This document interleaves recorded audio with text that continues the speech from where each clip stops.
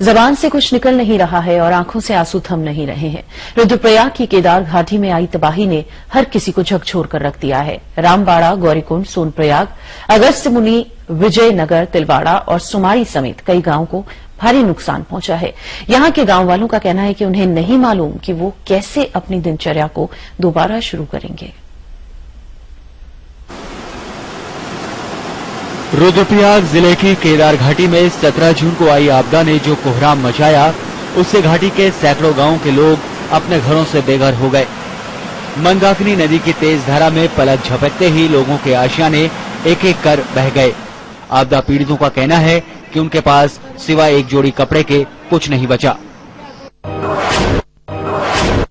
सब कुछ हो गया तबाही, कुछ भी नहीं बचा हमारे। एक जोड़े कपड़ों में बच्चे पूरी रात भर भीगते रहे। बच्चे तो हमने कहीं भेज दिए रिश्तेदारों के यहाँ, लेकिन हमारे पास कुछ भी नहीं, न खाने पीने का साधन है, न बर्तन है, न रहने की जगह है, कुछ भी नहीं है। अभी जो कहाँ आपने सहारा ले रखी है, क्या है?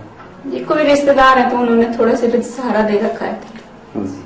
कुछ नहीं है, बर्तन कुछ नहीं। प्रशासन की ओर से कुछ राहत नहीं सर, कुछ नहीं है, अभी तो कुछ नहीं है।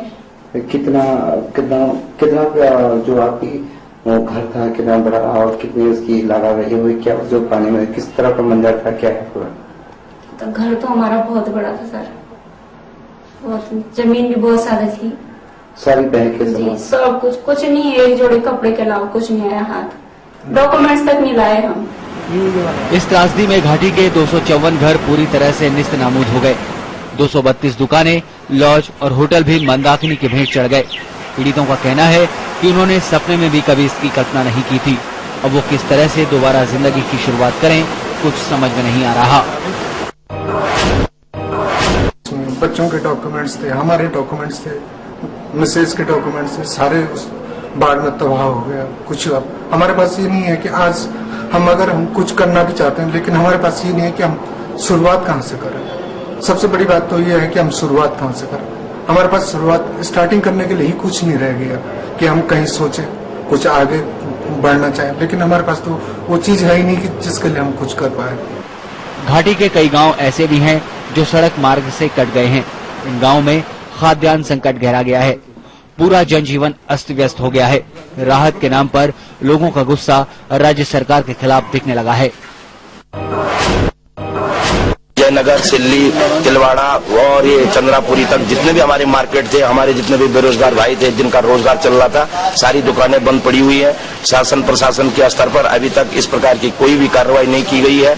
और कुछ लोग, मैं ये भी कहना चाहूंगा, जिनका इस आपदा में किसी भी प्रकार का कोई नुकसान नहीं हुआ है, वो अपनी राजनीति कर रहे हैं। यहाँ पर जितने भी जनप्रतिनिधि आ रहे हैं उनको सुना नहीं जा रहा है।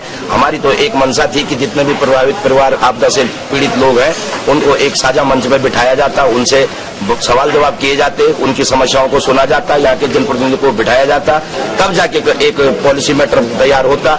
लेकिन यहाँ पर कुछ ऐसे लोग हैं जो आपदा के नाम पर हमारे साथ, जो प्रभावित लोग हैं उनके साथ जो है अपनी राजनीति कर रहे हैं।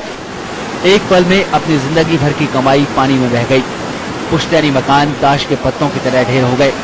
खेती बाड़ी सब तबाह हो गई। अब आपदा पीड़ित हर किसी से यही सवाल कर रहे हैं कि आखिर वो जाएं तो कहां जाएं? क्या उनके ये जख्म कभी भर पाएंगे? मोहित डिमरे, सहारा न्यूज ब्यूरो, रुद्रप्रयाग।